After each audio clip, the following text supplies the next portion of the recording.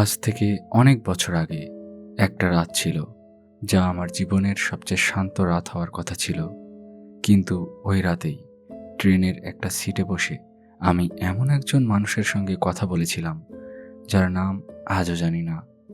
আরও অবাক করা কথা, সে আমার সম্পর্কে এমন কিছু জানতো যা আমি নিজের সাথেও কখনো শেয়ার করিনি। আমি জানি না কেন, কিন্তু আজও যখন রাত গভীর ও চুপচাপ হয়, মনে হয় সে কথাগুলো আবার শুনতে পাচ্ছি। যদি তুমি এই গল্পটা শোনো, তাহলে শেষ পর্যন্ত থাকো, কারণ শেষটা শুধু আমার জন্য ছিল না, হয়তো তোমার জন্যও ছিল।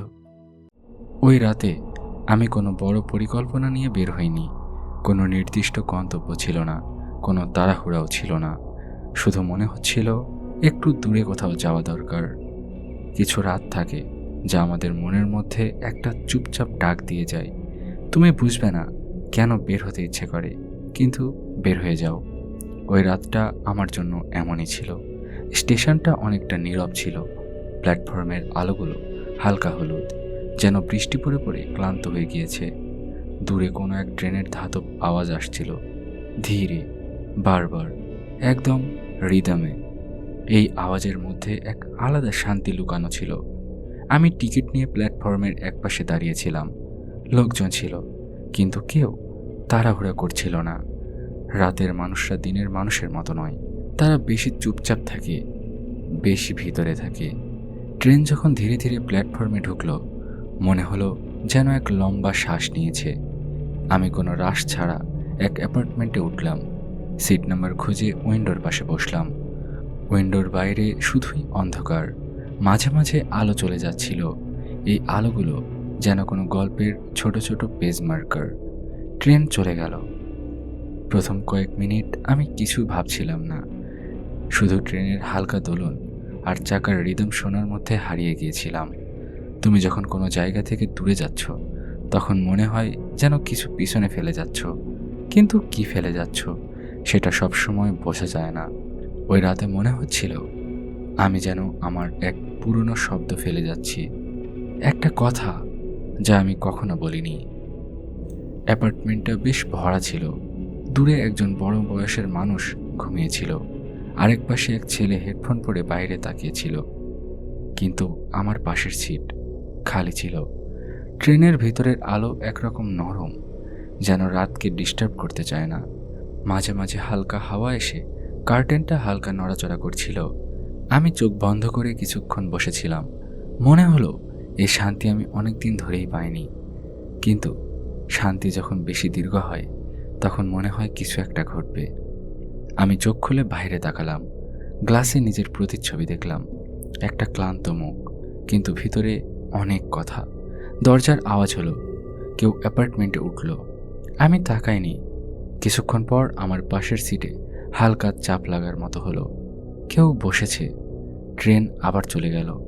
সেই মানুষটি প্রথম কোনো কথা বলল না, শুধু একবার আমার দিকে তাকালো আর শান্তভাবে হেসে দিল। এটা কোনো সামাজিক হাসি ছিল না, না পরিচয়ের, না আনুষ্ঠানিক। ওটা যেন সে আমাকে অনেক আগে থেকে চিনত। আমি কিছু বলিনি, কিন্তু মনে হলো ছোট্ট একটা প্রশ্ন জেগে উঠল, আমি কি ওকে আগে কোথাও দেখেছি? ট্রেনের আওয়াজের মধ্যে আমরা দুজন চুপচাপ বসেছিলাম। কিছুক্ষণ পর সে জানালার বাইরে তাকিয়ে ধীরে বলল, রাতের ট্রেনে মানুষ বেশি কথা বলে না, তাই না? তার কথা বলার ধরন শান্ত, যেন প্রয়োজন নেই এক ধরনের পর্যবেক্ষণ। আমি হালকা মাথা নাড়লাম, কিন্তু মনে হলো সে আমার উত্তর ছাড়াই বুঝে যাচ্ছে সব। সে আবার বলল, কিছু রাত থাকে যা আমাদের নিজেকেই দেখার সুযোগ দেয়। আমি চোখ তুলে তাকালাম। এবার প্রথমবার তার মুখ ভালো করে দেখতে চাইলাম। তার চোখ দুটো অনেক শান্ত, কিন্তু সেই শান্তির মধ্যে একটা গোপন ক্লান্তি লুকিয়ে আছে, যা সবাই দেখে না। ট্রেনের আলো তার মুখের এক পাশে পড়ছিল, আরেক পাশে ছিল হালকা ছায়া। আমি জানি না কেন মনে হলো এই রাতটা শুধু একটা যাত্রা নয়। ট্রেনের গতি তখন স্থির, চাকার শব্দ এক ধরনের ছন্দ তৈরি করেছে, ধীরে, ভারী, তবুও শান্ত। মনে হচ্ছিল আমরা যেন কোনো গন্তব্যে যাচ্ছি না, বরং সময়ের ভেতর দিয়ে ভেসে যাচ্ছি। আমার পাশের মানুষটি জানালার বাইরে তাকিয়েছিল, তার চোখে অন্ধকারের প্রতিফলন। কিন্তু সেই অন্ধকারে ভয় ছিল না, ছিল এক ধরনের অভ্যাস। সে হঠাৎ বলল, তুমি কি কখনো লক্ষ্য করেছ, রাত মানুষকে সত্যি কথা ভাবতে বাধ্য করে? আমি একটু ভেবে বললাম, হয়তো, কারণ তখন আর কোনো শব্দ থাকে না। সে মাথা নাড়ল। শব্দ না থাকলে মানুষ নিজের ভেতরের শব্দ শুনতে পায়। তার কথাগুলো সাধারণ মনে হলেও অদ্ভুতভাবে গভীর। আমি বুঝতে পারছিলাম না সে আমার সাথে কথা বলছে নাকি নিজের সাথে কথা বলছে। আমরা কিছুক্ষণ চুপ থাকলাম। ট্রেনের আলো কাছে প্রতিফলিত হয়ে আমাদের দুজনকে পাশাপাশি বসা দুটি ছায়ার মতো দেখাচ্ছিল। সে ধীরে জিজ্ঞেস করল, তুমি কি কখনো কাউকে কিছু বলতে চেয়েছিলে কিন্তু বলতে পারোনি? প্রশ্নটা শুনে বুকের ভেতর হালকা ধাক্কা লাগলো, কারণ এমন একটা স্মৃতি আছে যা আমি কখনো কারোর সাথে ভাগ করিনি। আমি সরাসরি উত্তর দিলাম না, শুধু বললাম, হয়তো সবারই থাকে। সে খুব শান্তভাবে বলল, না, সবাই তা স্বীকার করে না। এই কথাটা বলার পর সে আর কিছু বলল না, শুধু জানালার দিকে তাকিয়ে রইল। আমি বুঝতে পারছিলাম এই নীরবতার মধ্যে একটা কথোপকথন চলছে, যে কথোপকথনে শব্দের প্রয়োজন নেই। ট্রেন তখন একটা সেতুর উপর দিয়ে যাচ্ছিল। নিচে অন্ধকার জল, মাঝে মাঝে আলো পড়ে ঝিলিক দিচ্ছিল। দূরে কোথাও কুকুরের ডাক ভেসে এলো, আর ট্রেনের ভেতরে এক অদ্ভুত নির্জনতা। আমি হালকা কণ্ঠে বললাম, আপনি কোথায় যাচ্ছেন? সে একটু ভেবে বলল, যেখানে যাওয়ার কথা ছিল সেখানে নয়। আমি অবাক হলাম। সে ব্যাখ্যা করল না। তারপর সে নিজেই জিজ্ঞেস করল, তুমি কি বিশ্বাস করো মানুষ সবসময় নিজের ইচ্ছায় পথ বেছে নেয়? আমি বললাম, সব সময় না, কখনো কখনো পরিস্থিতি ঠিক করে। সে বলল, আর কখনো কখনো অতীত। এই কথাটা বলার সময় তার চোখে এক ঝলক ক্লান্তি দেখলাম। মনে হলো সে কোনো পুরনো স্মৃতির দিকে তাকিয়ে আছে। সে ধীরে বলল, তুমি কি কখনো অনুভব করেছ, কিছু মানুষকে আমরা খুব কম সময়ের জন্য দেখি, কিন্তু তারা আমাদের জীবনে স্থায়ী হয়ে যায়? আমি মাথা নাড়লাম, কারণ আমি এমন অভিজ্ঞতা পেয়েছি। সে বলল, কারণ তারা আমাদের সেই অংশটাকে ছুঁয়ে যায় যেটা আমরা নিজেরাও ঠিকমতো চিনি না। তার কণ্ঠে কোনো নাটকীয়তা নেই, শুধু এক ধরনের নিশ্চিততা। আমি অনুভব করলাম এই কথাগুলো যেন আমার জন্যই বলা। আমার মনে হচ্ছিল এই মানুষটি আমাকে প্রশ্ন করছে না, বরং আমার ভিতরের উত্তরগুলো বের করে আনছে। ট্রেনের জানালায় নিজের প্রতিচ্ছবি দেখতে দেখতে হঠাৎ একটা পুরনো স্মৃতি মনে পড়ল। একটা অসমাপ্ত কথা, একটা অপূর্ণ বিদায়, একটা মুহূর্ত যা কখনো শেষ হয়নি। আমি কিছু বলিনি, কিন্তু সে হঠাৎ বলল, অসমাপ্ত জিনিসগুলোই মানুষকে সবচেয়ে বেশি বদলে দেয়। আমি চমকে উঠলাম। সে আমার দিকে তাকায়নি, তবুও যেন আমার ভাবনা শুনেছে। আমি ধীরে বললাম, আপনি কি আমাকে চেনেন? সে একটু হাসল। মানুষকে চিনতে নাম জানার দরকার হয় না। কিছুক্ষণ নীরব থাকার পর সে বলল, শোনো, আমি তোমাকে একটা গল্প বলি। তার কণ্ঠে কোনো প্রস্তুতি নেই, তবুও মনে হচ্ছিল এই গল্প অনেক দিন ধরে বলা হয়নি। সে বলল, অনেক বছর আগে আমিও এক রাতে ট্রেনে উঠেছিলাম। কোনো গন্তব্য ছিল না, শুধু মনে হচ্ছিল কোথাও যেতে হবে। আমি নীরবে শুনছিলাম তার গল্প। সে রাতে আমি একজন মানুষের সাথে দেখা করেছিলাম। সে আমাকে বলেছিল, কিছু যাত্রা গন্তব্যের জন্য নয়, পরিবর্তনের জন্য। সে থামল। আমি তখন বুঝিনি, কিন্তু পরের কয়েক বছরে আমি সব কিছু হারালাম। যা ভেবেছিলাম স্থায়ী, সবই বদলে গেল।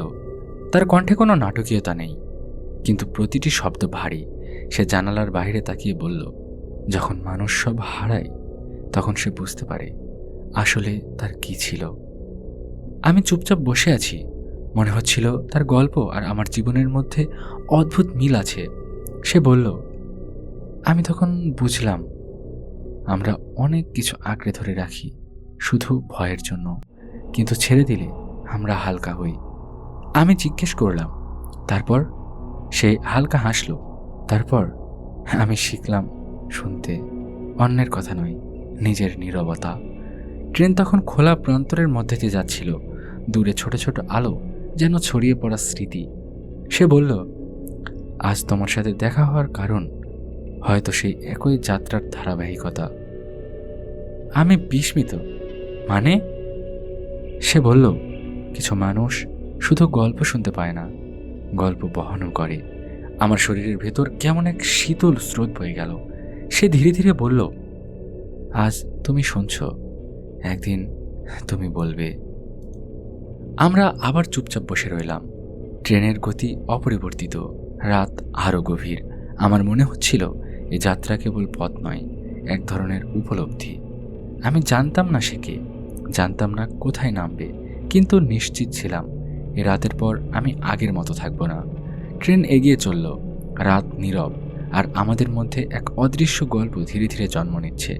ট্রেন তখন অনেকটা দূরে এগিয়ে এসেছে। জানালার বাইরে অন্ধকার, আর আগের মতো লাগছিল না। মনে হচ্ছিল এই অন্ধকারেও একটা গভীরতা আছে, স্তর আছে, স্মৃতি আছে।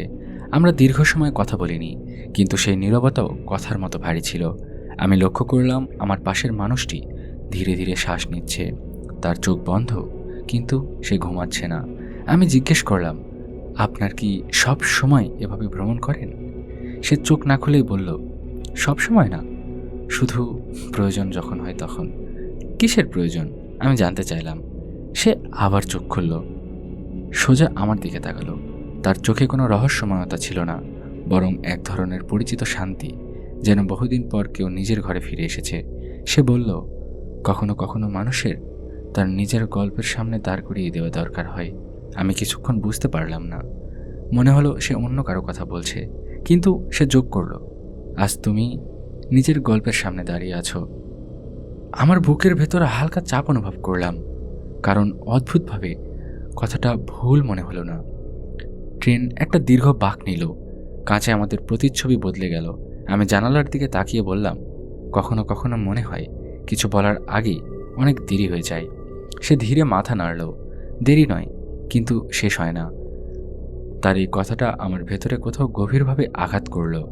আমি হঠাৎ মনে করতে শুরু করলাম, একটা স্টেশন, একটা বিদায়, একটা বাক্য যা আমি বলতে পারিনি। আমার হাত অজান্তেই শক্ত হয়ে গেল। সে লক্ষ্য করল, খুব শান্তভাবে বলল, তুমি যেদিন চুপ ছিলে সেদিন তুমি ভেবেছিলে সব শেষ হয়ে গিয়েছে, কিন্তু আসলে সেদিন থেকেই গল্পটা শুরু হয়েছিল। আমি ধীরে ধীরে তার দিকে তাকালাম। আপনি আপনি কিভাবে জানেন? সে কোনো উত্তর দিল না, শুধু জানালার বাইরে তাকিয়ে রইল। ট্রেনের আলো কাঁচে পড়ে আমার মুখ আলোকিত করছিল। আমি অনুভব করলাম মনের মধ্যে চাপা রাখা অনুভূতিগুলো নড়ে উঠছে। সে ধীরে বলল, মানুষ সাধারণত দুই ধরনের স্মৃতি বয়ে বেড়ায়, একটা যা সে মনে রাখতে চায়, আরেকটা যা সে ভুলতে চায়। কিন্তু সবচেয়ে গভীর স্মৃতি সেইগুলো যা সে বুঝতে পারেনি। আমি দীর্ঘ শ্বাস ফেললাম। আমার মনে হচ্ছিল আমি যেন নিজের ভেতরে হাঁটছি, একটা অন্ধকার ঘর থেকে আরেকটা ঘরে। সে আবার বলল, তুমি কি কখনো ভেবেছ যদি সেদিন তুমি কথা বলতে সব কিছু আলাদা হতো? এই প্রশ্ন শুনে আমার বুকের ভেতর হালকা ব্যথা হলো, কারণ এই প্রশ্নটা আমি নিজেকেই বহুবার করেছি। আমি ধীরে বললাম, হয়তো। সে মাথা নাড়ল না, না সম্মতি, না অস্বীকৃতি, শুধু বলল, জীবনে কিছু প্রশ্ন থাকে যার উত্তর জানা দরকার হয় না, শুধু সেই প্রশ্নের সাথে বাঁচতে শেখা দরকার। ট্রেন তখন ধীরে ধীরে গতি কমাতে শুরু করেছে। দূরে কোনো স্টেশনের আলো দেখা যাচ্ছে। আমার পাশের মানুষটি সোজা হয়ে বসল। তার কণ্ঠ এবার একটু পরিষ্কার, স্থির, নিশ্চিত। সে বলল, আমাদের দেখা হওয়ার কারণ খুব সহজ। তুমি কি ভাবছ এটা কাকতালীয়? কিন্তু কিছু দেখা কাকতালীয় হয় না। আমি তার দিকে তাকিয়ে রইলাম। সে বলল, অনেক বছর আগে এক রাতে তুমিও একজন অপরিচিত মানুষের পাশে বসেছিলে। তুমি তখন খুব চুপ ছিলে, কিন্তু তোমার চোখে অনেক কথা ছিল। আমার শরীর স্থির হয়ে গেল, কারণ এই স্মৃতিটা একদমই সত্যি। একটা রাত, একটি যাত্রা, একটি নীরবতা। আমি ধীরে বললাম, আপনি আপনি তখন ছিলেন? সে মৃদু হাসল, না, কিন্তু সেই রাত তোমার ভেতর থেকে গেছে। আজ তুমি সেই রাতের সাথে কথা বলছো। আমার শ্বাস ভারী হয়ে গেল। সে খুব শান্তভাবে বলল, আমি কোনো অচেনা মানুষ নই, আমি তোমার সেই অংশ যাকে তুমি অনেক দিন ধরে এড়িয়ে চলছ। আমি কিছু বললাম না, কারণ অদ্ভুতভাবে এই কথাটা ভয়ের না, বরং স্বস্তির লাগছিল। সে বলল, মানুষ কখনো কখনো নিজের সাথেই দেখা করে, শুধু সময় লাগে, নীরবতা লাগে আর সাহস লাগে। ট্রেন প্রায় স্টেশনে পৌঁছে গিয়েছে। সে ধীরে দাঁড়ালো। আমি জিজ্ঞেস করলাম, আপনি নামবেন? সে বলল, প্রত্যেক যাত্রায় কেউ না কেউ নামে, কিন্তু গল্প চলতে থাকে। সে দরজার দিকে হাঁটতে শুরু করলো। তার চলার মধ্যে কোনো তাড়াহুড়া নেই। দরজার কাছে গিয়ে সে একবার পিছনে তাকালো। তার চোখে অদ্ভুত কোমলতা। সে বলল, মনে রেখো, যা তুমি বলতে পারোনি তা হারিয়ে যায়নি। শুধু অপেক্ষা করো যতক্ষণ না তুমি শুনতে প্রস্তুত হও। দরজা খুলল, আলো ভেতরে ঢুকলো। সে নেমে গেল। আমি বসে রইলাম। ট্রেন আবার চলতে শুরু করলো। কিন্তু এবার আমার মনে হচ্ছিল আমি একা নই, কারণ আমি জানি আমি আমার গল্প শুনতে শুরু করেছি। ট্রেন আবার চলতে শুরু করলো। দরজা বন্ধ হওয়ার শব্দটা খুব জোরে লাগলো না, কিন্তু অদ্ভুতভাবে মনে হলো কিছু একটা অধ্যায় শেষ হয়ে গেল। আমি জানালার দিকে তাকিয়ে রইলাম। প্ল্যাটফর্মের আলো ধীরে ধীরে পিছিয়ে গেল। তারপর আবার শুধু অন্ধকার। কিন্তু এই অন্ধকার আগের মতো লাগছিল না। এবার অন্ধকারের মধ্যে ভয় নেই, বরং এক ধরনের শান্ত গভীরতা। আমি আস্তে আস্তে শ্বাস নিলাম। মনে হলো বুকের ভেতর যে ভার এতদিন জমেছিল সেটা একটু হালকা হয়েছে। ট্রেনের চাকার ছন্দ আগের মতোই, কিন্তু এবার সেই ছন্দ শুনতে শুনতে মনে হচ্ছিল আমি পালাচ্ছি না, আমি ফিরছি। আমি চোখ বন্ধ করলাম। অদ্ভুতভাবে মনে হলো আমি একা নই, কেউ কথা বলছে না, তবুও একটা উপস্থিতি আছে। আমি ধীরে ধীরে নিজের সেই স্মৃতির সামনে দাঁড়ালাম, যেটা এতদিন এড়িয়ে চলেছি। একটা স্টেশন, একটা বিদায়, একটা কথা যা আমি বলিনি। আগে এই স্মৃতি মনে পড়লেই কষ্ট হতো, আজ কষ্ট হলো না। আজ মনে হলো সেই মুহূর্তটা আমাকে ভেঙে দেয়নি, বরং বদলে দিয়েছে। আমি বুঝতে পারলাম জীবনের কিছু ঘটনা আমাদের কাছ থেকে কিছু নিয়ে যায় না, বরং আমাদের নতুন কিছু শেখায়। ট্রেনের জানালায় নিজের প্রতিচ্ছবি দেখলাম। একই মুখ, কিন্তু চোখে পরিবর্তন। আগে যেটাকে হারানো ভাবতাম, আজ সেটা অভিজ্ঞতা মনে হচ্ছে। আগে যেটাকে নীরবতা ভাবতাম, আজ সেটা বোঝা মনে হচ্ছে। আমি ধীরে ধীরে মনে মনে বললাম, আমি বুঝেছি। কেউ উত্তর দিল না, তবুও মনে হলো উত্তর পাওয়া হয়ে গিয়েছে। ট্রেন সামনে এগিয়ে চলছে। রাত আরও গভীর হয়েছে। দূরের আলো কমে এসেছে, কিন্তু আমার ভিতরে একটা নতুন আলো জ্বলছে। উজ্জ্বল না, তীব্র না, শুধু স্থির। আমি বুঝলাম আমাদের জীবনে কিছু মানুষ আসে, কিছু কথা বলে, তারপর চলে যায়। কিন্তু তারা আসলে চলে যায় না, তারা থেকে যায় আমাদের উপলব্ধিতে। আমি ভাবতে লাগলাম, এই যাত্রা কি শুধু এক শহর থেকে আরেক শহরে যাওয়া ছিল? না, এই যাত্রা ছিল নিজের কাছে ফিরে আসার পথ। কিন্তু প্রশ্নের উত্তর পাওয়ার জন্য নয়, বরং প্রশ্নগুলোর সাথে শান্তিতে বাঁচতে শেখার জন্য। কিছু স্মৃতি ভুলে যাওয়ার জন্য নয়, বরং তাদের জায়গা দেওয়ার জন্য। ট্রেন ধীরে ধীরে গতি কমাতে শুরু করলো। ঘোষণার শব্দ শোনা গেল, পরবর্তী স্টেশন আসছে। জানালার বাইরে হালকা আলো দেখা যাচ্ছে। ভোর হচ্ছে। আমি দীর্ঘ শ্বাস নিলাম। অনেকদিন পর মনে হলো আমি প্রস্তুত। কিসের জন্য জানি না, কিন্তু প্রস্তুত। ট্রেন থামলো, দরজা খুলল, মানুষজন নেমে যাচ্ছে, উঠছে, স্বাভাবিক দৃশ্য। আমি আস্তে করে উঠে দাঁড়ালাম। বের হওয়ার আগে একবার আমার পাশের খালি সিটটার দিকে তাকালাম। সিটটা ফাঁকা, তবুও মনে হলো কথোপকথন শেষ হয়নি, শুধু রূপ বদলেছে। আমি ট্রেন থেকে নেমে প্ল্যাটফর্মে দাঁড়ালাম। ভোরের ঠান্ডা বাতাস, পরিষ্কার, নতুন। আমি আকাশের দিকে তাকালাম।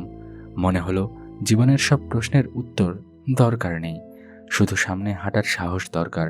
আমি ধীরে মনে মনে বললাম, যা বলতে পারিনি তা হারায়নি, যা হারিয়েছি ভেবেছিলাম তা শেষ হয়নি। আমি শুনেছি আর আমি বদলেছি।